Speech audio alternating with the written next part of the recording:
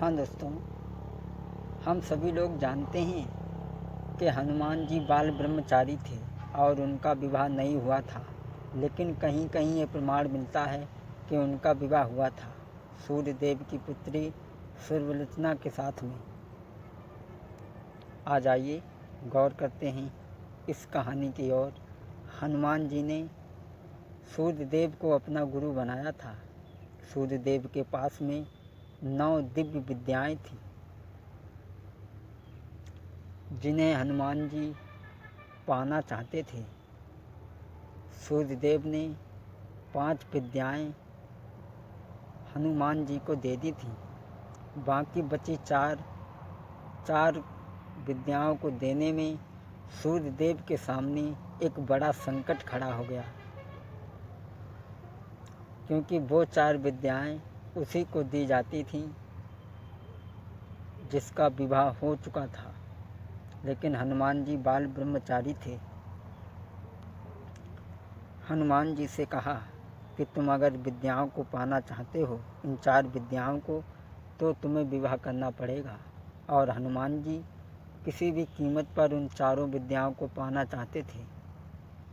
जब हनुमान जी से सूर्यदेव ने विवाह करने की बात कही और उनके योग्य कन्या को ढूंढा गया, तो सूर्यदेव की पुत्री सूर्यलोचना जो थी वो देखने में बड़ा ही सुंदर थी। कहा कि हनुमान जी, तुम ही इसका तेज संवार सकते हो।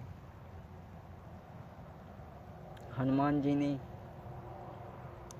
सूर्यलोचना से शादी की थी, लेकिन सूर्यदेव ने ये कहा था कि शादी करने के बाद में हनुमान जी बाल ब्रह्मचारी ही रहेंगी।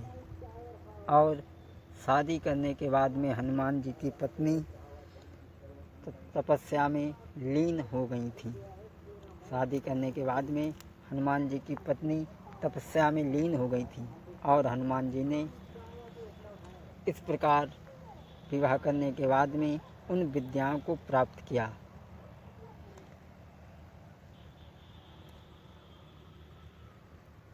कोई देश है, अब देश का हमें खैर नाम तो याद नहीं है, जहाँ हनुमान जी उनकी पत्नी का मंदिर बना हुआ है और जो भी भक्त जाते हैं बड़ा ही श्रद्धा से पूजा करते हैं और पति पत्नी के विवाहित जीवन की सभी मनोकामना पूरी होती हैं। अगर ये जानकारी हमारी अच्छी लगी हो तो हमारे चैनल को सब्सक्राइब करें। अगर कोई त्रुटि, कोई गलती हो तो माफ़ करें। खैर, हम कोई इतने बड़े विद्वान नहीं हैं। जो भी हमें प्रमाण जैसा मिला वो हमने आप तक पहुंचाया। हनुमान जी की शादी की कहानी हमने तुमको गाई सुनाई है। जल्दी जल्दी में कही रहे कथा, क्योंकि समय अब थोड़ो है। जो कछु गलती बनी गई भाई, तुम माफ़ करो मेरे भाई है। आगे अनेक कैसेट और भी हम तुम लोगन के बीच में लावेंगे। मेरो विनय कुमार नाम भैया मेरो, माफ कसूर के कर दियो। जो यादव कुल में जन्म हुआ, यादव